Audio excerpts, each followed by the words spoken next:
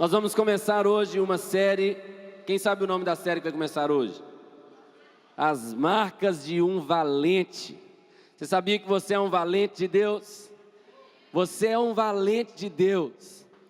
E eu acredito demais que nessa série o Senhor vai despertar o leão que está aí adormecido dentro de você.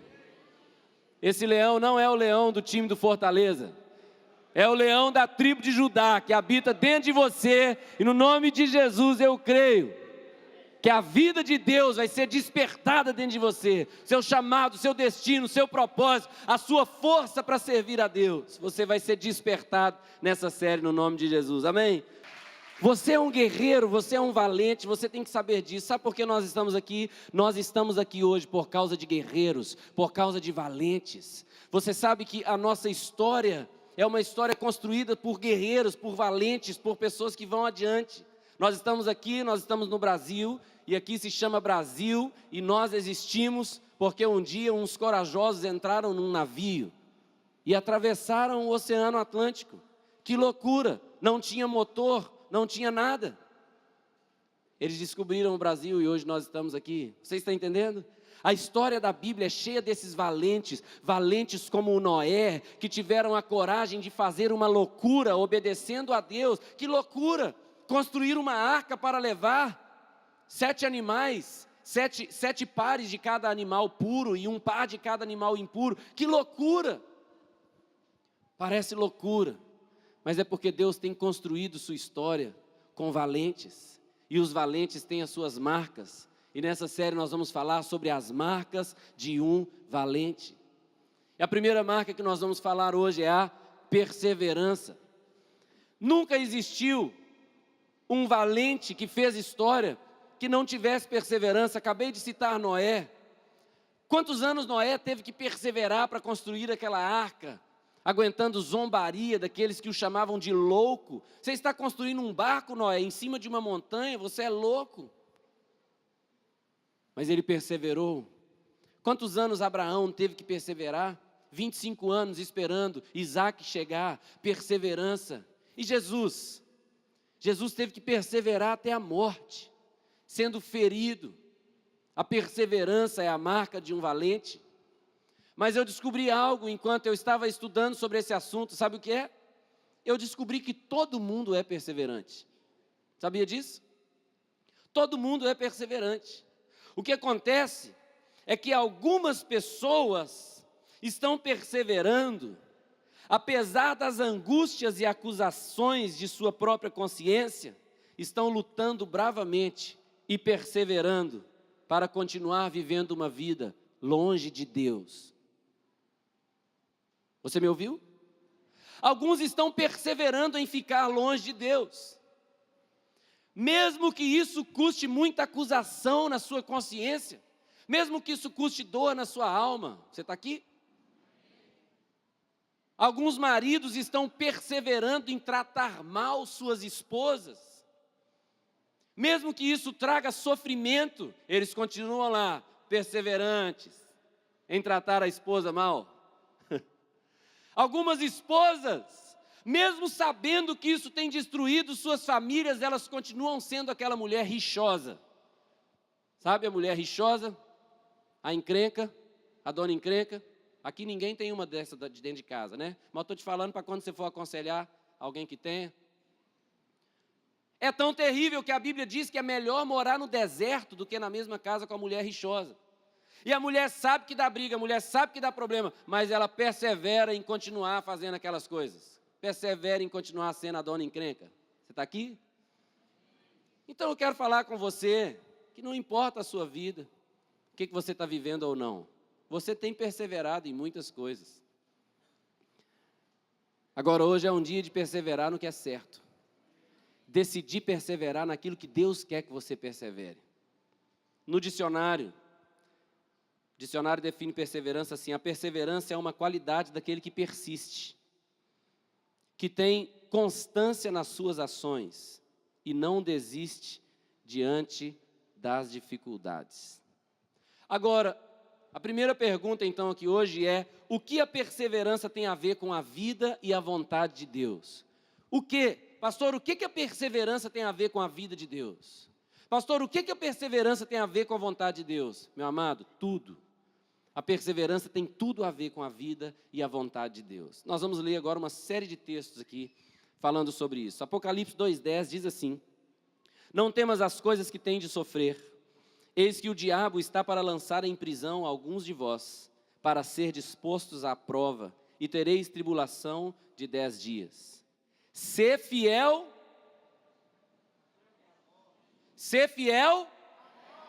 até a morte. Você acha que isso é perseverança? Ser fiel até a morte, e dar-te-ei a coroa da vida. 16 versículos à frente aí, 2:26, diz assim: ao vencedor que guardar até ao fim as minhas obras, eu lhe darei autoridade sobre as nações. Fala comigo, até o fim.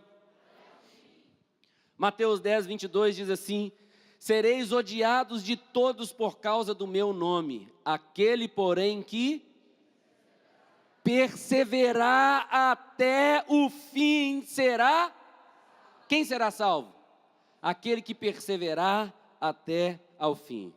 Mateus 24, de 12 a 14, diz assim: e por se multiplicar a iniquidade, o amor se esfriará de quase todos. Aquele, porém, que perseverar até o fim, esse será... Aquele que perseverar até quando? Até o fim, esse será salvo. E será pregado este evangelho do reino por todo o mundo, para testemunho a todas as nações, e então virá o fim. Então a perseverança, ela tem tudo a ver com a vida de Deus. Você não vai poder viver a vida de Deus sem perseverança. Meu amigo, você não vai poder desfrutar da vontade de Deus para a sua vida sem perseverança. Ou você acha que o diabo vai cruzar os braços e ficar lá sorrindo de ver você tentando fazer a vontade de Deus? Se levante para fazer a vontade de Deus e esteja pronto para ver o inferno se levantar contra você. Se levante para fazer a vontade de Deus e você vai ver como seu pai, sua mãe, seus tios, seus vizinhos, seus amigos de trabalho, as pessoas dentro da sua casa começam a se comportar de uma maneira diferente e estranha com você. E isso vai te exigir perseverança. Você quer fazer a vontade de Deus? 1, 2, 3, 4, 5, 6, 7, 8. Quer? Vai te exigir perseverança. Vai te exigir muita perseverança. Agora, talvez você fale comigo assim: pastor, eu não tenho a qualidade de ser perseverante. Lógico que tem, você está perseverando em alguma coisa. Mas para perseverar na vontade de Deus, não é apenas ter essa qualidade, é ter o Espírito de Deus habitando em nós. Agora, olha o que diz 2 Timóteo 1,7. Porque Deus não nos tem dado espírito de covardia, mas de poder, de amor e de moderação. Por favor, fale com alguém perto de você assim, ó: Deus não tem dado a você um espírito de covardia. Vou falar em outra tradução agora. Fala com essa pessoa assim: Deus não tem dado a você um espírito de medo. Esse espírito de medo, esse espírito de covardia, que quer tentar fazer você parar, não é de Deus. Não é de Deus. Não tenha medo. Esse espírito de medo, a Bíblia que está falando o espírito de medo, espírito de covardia, esse espírito que quer fazer você parar, não é de Deus. O que Deus tem te dado? Está aí. Ele tem te dado o espírito de poder. Poder. Poder. Capacidade sobrenatural. Muita gente fala: pastor, eu tentei vencer o pecado, não consegui. Eu também nunca consegui, meu amado. Um dia, quando eu deixei o Espírito Santo abrir a minha vida e entrar e morar aqui, então ele venceu o pecado para mim. Isso é o poder, isso é sobrenatural, isso não é meu nem seu, mas o Senhor te deu, está aí dentro. Pode ser um leão adormecido, mas está aí e vai despertar nesses dias, no nome de Jesus. Poder de Deus para vencer, para não desistir, para não parar quando uma coisa vem contra você. Deus te chamou para ir para frente, meu amado. Amém? O apóstolo Paulo é um exemplo para nós nisso. E ele falou nessa mesma carta dele, segunda carta dele a Timóteo, 4, versículos 6 e 7, diz assim: quanto a mim, estou sendo já oferecido por libação, e o tempo da minha partida é chegado. O que ele está falando aqui? Timóteo, quanto a mim eu vou morrer, tá? Eu já estou sendo oferecido ao Senhor aí, como um sacrifício, eu vou morrer, o tempo da minha partida é chegado. Agora olha o que ele fala, verso 7. Combati o bom combate. Qual combate que ele combateu? Qual combate que ele combateu? O bom, fala aí, o bom. Para de combater contra a sua família. Para de combater contra a sua esposa, contra seu marido, contra seus filhos, contra seus pais. Combate o bom combate. Que bom combate é esse aqui? É o combate da fé, meu amado. É o combate do evangelho. É o combate pelo qual o apóstolo Paulo estava dando a sua vida. Combati o bom combate. Agora você pense um homem que fez a vontade de Deus de tal forma que em dado momento da sua vida ele parou e pensou: eu já fiz tudo o que eu tinha que fazer. Você já pensou isso? Porque eu sempre tenho aquela coisa dentro de mim assim, que eu não fiz ainda 1/1000 do que Deus quer que eu faça. Agora pense no apóstolo Paulo, que um dia parou e pensou e falou assim, ó, eu completei a carreira. O que é completar a carreira? Tudo que eu tinha que fazer eu já fiz. Onde os meus pés podiam ir, já fui. Eu já fiz o que tinha que fazer. Sabe como chama isso? Perseverança. Ele foi por quê? Porque foi fácil? Quantos naufrágios ele enfrentou? Quantas vezes ele foi açoitado? Apedrejado, dado como morto. Perseguido. Fome, frio, nudez. Quantas vezes? Mas não parou.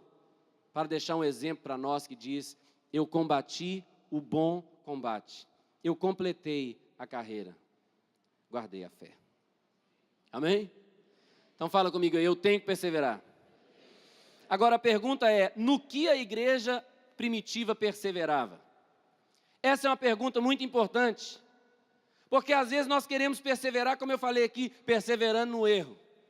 No que a igreja primitiva tinha que perseverar? Irmãos, os irmãos na igreja primitiva se convertiam num dia, no outro eles já estavam aprendendo a perseverar. E no que eles perseveravam? Olha o que diz Atos 2, 41 e 42, diz assim, então, os que lhe aceitaram a palavra foram batizados, havendo um acréscimo naquele dia de quase 3.000 pessoas. E perseveravam em quê? Na doutrina dos apóstolos, na comunhão, no partir do pão e nas orações. Vem cá, perseverar então fala de você não parar quando as coisas estiverem difíceis, quando vierem adversidades, você continua. Por que eles tinham que perseverar na doutrina dos apóstolos? Porque a doutrina não era fácil, nunca foi fácil, era uma doutrina difícil, por isso exigia perseverança. Eu quero falar uma coisa com você, você quer ser um homem de Deus? Não abra concessões. A palavra diz, faça. A palavra manda fazer, faça. A palavra manda não fazer, não faça. E não abra concessões. Ah, pastor, mas por aí falaram que pode fazer. Lá não sei aonde falou que pode fazer. Eu ouvi até um pastor falando que pode. Deixa eu te falar uma coisa. Pastor nenhum tem poder de legislador para a igreja. Pastor nenhum pode fazer lei e dizer o que a igreja faz ou não faz. Pastor não tem essa autoridade, nem esse poder. Pastor não é um fazedor de leis para a igreja. Pastor é um servo. O que ele faz é ensinar o que a Bíblia diz. Então não é porque pastor nenhum falou que você vai fazer. Está escrito, faça. Não está, não faça. Mas seguir a palavra é algo difícil. Seguir a palavra não é algo fácil. Se você pensa que eu fico aqui na igreja pregando o dia inteiro, fico não, meu amado. Fico não. Eu dirijo no mesmo trânsito que você. Eu tenho vizinhos igual a você. Eu tenho tio, mãe, pai. Eu tenho uma esposa que está ali, que convive comigo 24 horas. E 24 horas eu preciso ser um homem de Deus lá, mais do que eu sou aqui. Eu preciso orar lá na minha casa, mais do que eu oro aqui. Eu preciso tratar a minha esposa com doçura, com mansidão, mais do que eu trato qualquer irmão dentro da igreja. E tem dia que você acorda, você não quer tratar ninguém com doçura. Mas aí é a hora que a perseverança começa. Marido, Amai vossas esposas como Cristo amou a igreja, a ponto de dar a vida por ela. Perseverar na doutrina não é uma coisa fácil. Quer andar na palavra? Perseverança. Eles perseveravam. Então, na doutrina dos apóstolos. Segundo ponto, fala comigo, na comunhão. Que comunhão era essa? Era pizza só? Essa semana eu fui em muita cela, foi muito legal, os lanches da cela, salada de fruta, tal, show de bola. Depois da semana passada, suco sem açúcar, uma coisa lá, show de bola. Tudo bem. O que é perseverar na comunhão, meu amado? Deixa eu te falar uma coisa. Sabe quantas vezes por semana a igreja primitiva se encontrava? Fala comigo assim, ó, todo dia. E era todo dia em 2 lugares. No templo e de casa em casa. Todo dia! Por que todo dia? Porque Deus é a minha prioridade, Deus é o meu Senhor, Ele é a minha vida, eu vivo para Ele, eu vou perseverar na comunhão com os meus irmãos, todo dia. Era assim, todo dia, sem dificuldade. Agora, perseverar na comunhão é fácil? Não. Porque comunhão, meu amado, é ter tudo em comum. É você estar disposto a ter um pouco menos para que aquele que não tem, tenha. Você tirar o escorpião do bolso para compartilhar com quem não tem. Isso é comunhão. Sabe por que você precisa de comunhão? Deixa eu te falar. Tem coisas na vida de Deus que Deus vai te dar pessoalmente. Deus vai falar com você, Deus vai te revelar, mas tem coisas na vida que Deus nunca vai te dar. Ele vai te dar através de um irmão. Sempre foi assim. Saulo, Saulo, por que me persegues? Quem és tu, Senhor? Eu sou Jesus, a quem tu persegues. É Jesus? E o que eu faço agora, Jesus? Não vou te falar não. Entra na cidade lá, a igreja vai te contar o que você tem que fazer. O anjo do Senhor aparece para Cornélio. Cornélio, suas orações foram ouvidas, suas esmolas foram lembradas como memorial diante de Deus. Sim, o que eu faço então, anjo? Não vou te dizer não. A igreja vai te contar. Vai lá no lugar tal, procura Pedro. Ele vai te falar palavras através das quais hão de ser salvos tu e a tua casa. Então tem coisas que Deus vai dar a você pessoalmente, mas tem coisas que você só vai receber quando você estiver no meio do corpo de Cristo, em comunhão. Se você não estiver lá, você não recebe. Por quê? Porque Deus quer nos manter assim, humildes, simples e contando uns com os outros. Eles perseveravam na doutrina dos apóstolos, eles perseveravam na comunhão. Meu amado, tem que perseverar na comunhão. Por quê? Porque a gente quer ficar em casa, né não? Hein? Netflix, Facebook, que mais? TV a cabo, sei lá o quê, ar-condicionado. A gente quer ficar em casa, a gente quer curtir. Mas perseverança é aquilo que o apóstolo Paulo falou em 1 Coríntios capítulo 9, ele falou assim, ó, eu esmurro o meu corpo e o reduzo à escravidão, para que eu tendo pregado a muitos, não venha eu mesmo ser desqualificado. Então, essa é uma definição minha de perseverança. Minha, não está no dicionário não. Perseverança é fazer o que você não quer, para alcançar o que você precisa. Fazer o que você não quer. Às vezes sua carne não quer fazer. Mas é mandamento, eu vou fazer. O que mais que eles perseveravam? No partir do pão. Fala comigo, partir do pão. Hoje nós vamos tomar a Santa Ceia, mas não é esse partir do pão aqui que está falando aí não. O partir do pão é o seguinte, você tem 2 quilos de arroz, seu irmão não tem nenhum. Então agora você vai pegar um e dar para o seu irmão. Agora, como é que você vai saber que o seu irmão não tem nenhum? Na comunhão. Se não tiver comunhão, não tem partir do pão. Se não tem doutrina dos apóstolos, não tem comunhão nem partir do pão. Se não tem comunhão, não tem partir do pão. Você tem que ter comunhão para conhecer as necessidades. Eu me lembro quando eu estava aqui em Fortaleza, irmãos, numa época, ano de 2005, eu estava passando com a minha esposa uma dificuldade. Nós viemos para cá como missionários, se você não conhece a nossa história. Nós viemos como missionários, a gente não tinha sustento, tinha nada. Viemos na raça. Só que chegou uma hora que a gente não tinha nada para comer, a não ser farinha de tapioca. E eu sou mineiro, muito prazer. Mineiro come pão de queijo. Só tinha farinha de tapioca. E o que aconteceu? O meu irmão mais velho, pastor Geraldo, chegou lá em casa de surpresa, no ano de 2005. Eu não tinha nada para comer além daquilo. E aí ele chegou e tal, nós recebemos ele, e a gente tinha alguns compromissos, né, para cumprir com a igreja, então nós deixamos ele em casa, e aí saímos. Quando nós voltamos para casa, ele estava chegando lá com uma irmã chamada Fátima, com um carrinho lá, um carro cheio de compra, e compra de tudo que você pensar, eles levaram para a minha casa. E aí eu falei com ele assim, por que você fez essa compra? Ele falou assim, porque eu abri seus armários todos. Eu abri todos os seus armários. E você não tinha nada. Sabe o que é isso? Isso é irmão. Gente que tem comunhão para entrar na minha casa e abrir o meu armário e ver o que eu tenho e que não tenho e suprir minha necessidade. Quantos irmãos desses você tem? A quantas pessoas dentro do corpo de Cristo você dá essa liberdade? Com quantas pessoas dentro do corpo de Cristo você tem essa liberdade?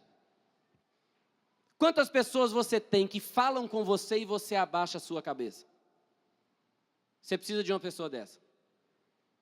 Você precisa se submeter a isso, ao cuidado do corpo de Cristo. Não estou falando do seu pastor, do seu líder de célula, do seu discipulador, não. Estou falando do corpo de Cristo. Perseverar no partir do pão e perseverar nas orações. Hoje eu estava falando com o meu pastor no telefone, passei alguns minutos com ele no telefone. E eu estava falando com ele, meu pastor, eu preciso demais aprender a perseverar na oração. Eu quero me tornar um homem de oração. Eu quero ser lembrado como um homem de oração.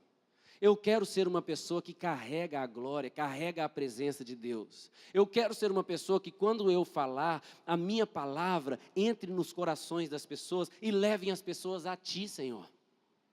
Eu estava falando com o meu pastor hoje, eu quero ser um homem de oração. Me ajuda, meu pastor, a ser um homem que persevera na oração. Por que tem que perseverar na oração? Pensa bem. Arroz, feijão na barriga, ovo, né? Trabalhou o dia inteiro. A cama está te chamando. Aí você toma aquele banho, relaxa, e o seu corpo quer orar. Que dia? Aí o diabo inventa uma contenda lá ainda na sua casa, entre você e alguém, aí acabou a oração. Seja perseverante na oração, tenha atitudes radicais. Irmãos, vez após vez na minha vida, eu estou tomando decisões de fazer compromissos com Deus, assim, ó, eu vou ser um homem de oração. Senhor, é o seguinte, ó, esse mês todinho eu estou orando tantas horas. De tantas às tantas horas, e eu gosto de fazer os malucão, assim, Senhor, de 2 às 3, de 2 às 4 da manhã, de 1 às 4 da manhã, é os malucão, porque eu quero me tornar um homem perseverante de oração. Vai ver as pessoas que fizeram grandes coisas em Deus, todos eram homens que oravam. Eu quero falar com você de um homem que fez história aqui, rapidinho, chamado Eleazar, 2 Samuel 23, 9, olha o que esse homem fez. 2 Samuel 23, 9 e 10, diz assim, depois dele, Eleazar, filho de Dodô, filho de Aoi, entre os 3 valentes que estavam com Davi, quando desafiaram os filisteus ali reunidos para a peleja. Quando já se haviam retirado os filhos de Israel, ele se levantou e feriu os filisteus até lhe cansar a mão e ficar pegada a espada. Naquele dia o Senhor efetuou grande livramento e o povo voltou para onde Eleazar estava, somente para tomar os despojos. Repete isso comigo aqui, o povo voltou somente para tomar os despojos. O que é isso? As pessoas foram pegar o ouro, né, daqueles que foram derrotados na guerra, pegar o dinheiro que eles tinham, o ouro, tal. Você sabe que a igreja é assim? Existem alguns irmãos que eles vêm só para o culto pegar os despojos. Receber o que é bom. Mas existe uma raça de gente que está guerreando para que outros recebam. Existe uma raça de gente que está orando, que está trabalhando, que está pagando o preço. Agora, esse camarada aqui, Eleazar, ele é demais. Porque todo mundo fugiu, ele ficou só com uma espada na mão. E com aquela espada na mão, na força do Senhor, porque o texto diz que o Senhor efetuou grande livramento. Quem efetuou o livramento? O Senhor. Mas o Senhor sempre usa um homem. E naquele dia o homem foi Eleazar. Irmãos, ele começou a bater aquela espada contra o inimigo, e lutou, e bateu aquela espada contra o inimigo, e o Senhor efetuou grande livramento. Mas ele lutou tanto. A Bíblia não fala exatamente como isso aconteceu, mas creio eu que ele sofreu uma espécie de cãibra, alguma coisa que atrofiou na mão dele, de tanta força que ele fez empunhando aquela espada e lutando, que quando acabou, ele não conseguiu mais soltar a espada. A espada ficou grudada lá na mão dele, ele não conseguia largar a espada.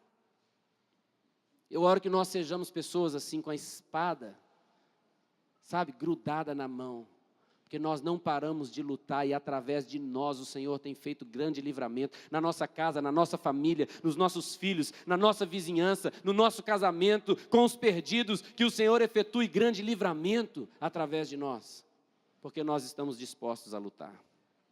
Amém? Eu tenho 2 histórias para contar para você, as 2 são maravilhosas, mas eu acho que por causa de tempo eu vou contar uma só. Tem um homem chamado Desmond T. Doss, mais conhecido como Doss, o soldado Doss. E o que aconteceu com esse homem, Doss? Eu vou te contar. Ele era ainda uma criança, Doss, era um menino. E o pai dele colocou lá, dentro do quarto dele, um quadro com os 10 mandamentos. E aí, ele cresceu olhando para aquele quadro dos 10 mandamentos, e um dos mandamentos é não matarás. E ele relatou que quando ele olhava aquele mandamento não matarás, aquilo entrava no coração dele. E uma frase vinha à mente dele, que a frase era o seguinte: Deus falando com ele, se você me amar, você nunca vai matar um homem. E aquilo se tornou uma coisa horrenda para ele, como alguém pode matar um homem? E ele cresceu assim. E o que acontece é que quando ele ficou jovem, ele era americano, os Estados Unidos estavam em guerra. Em um dado momento, um batalhão teve que lutar contra os japoneses. E alguns amigos dele foram lutar contra os japoneses. E ele falou, eu não posso ficar quieto. Eu não posso ficar parado enquanto os meus amigos estão dando a vida para livrar o meu país, para que eu tenha paz. Eu não vou ficar em casa dormindo enquanto os meus amigos estão na guerra. Então ele foi e se alistou no exército. Só que quando ele se alistou no exército, ele se alistou e disse o seguinte: eu tenho uma condição, eu não pego em armas. O comandante falou com ele, você é louco? Você vai se alistar num exército, vai para uma guerra e você não pega em armas. Ele, exatamente, eu não pego em armas. Eu não vou matar ninguém nessa guerra. E o comandante falou, você vai fazer o que nessa guerra? Ele falou, eu vou cuidar dos feridos. Eu vou ser o médico. E no nosso exército, todo aquele que se ferir, eu vou cuidar dele. Mas eu não pego em armas. Eles fizeram um processo e tentaram, através da justiça, tirar aquele homem do exército. Mas não conseguiram. O pai dele também, que era ex-combatente, lutou por ele. E eles conseguiram autorização para ele ir para a guerra. Só que aquele homem apanhou dentro do quartel. Os amigos dele chamaram ele de maricas, porque ele não queria pegar a arma, achavam que ele era covarde, bateram, espancaram ele. E a guerra chegou. Eles foram enfrentar os japoneses e eles tinham que subir um paredão de 100 metros de altura para chegar onde os japoneses estavam. Então, quando eles subiram aquele paredão, os japoneses estavam lá em cima esperando eles com maçaricos e metralhadoras, e eles começaram a queimar aquele exército e dar tiros de metralhadora, de tal forma que os Estados Unidos tiveram que fugir, aquele batalhão teve que fugir. E muitos homens começaram a fugir então e descer o paredão, mas esse homem, Desmond T. Doss, ele parou e ele orou, e ele fez uma pergunta: Deus, eu estou aqui, o que o Senhor quer de mim? O que o Senhor quer de mim? O que o Senhor quer de mim? E então ele começou a ouvir os gritos de 100 soldados do seu batalhão, que estavam feridos, morrendo no meio daquela guerra. Sabe o que ele fez? Ele falou, Deus, se é isso que o Senhor quer de mim, vamos lá.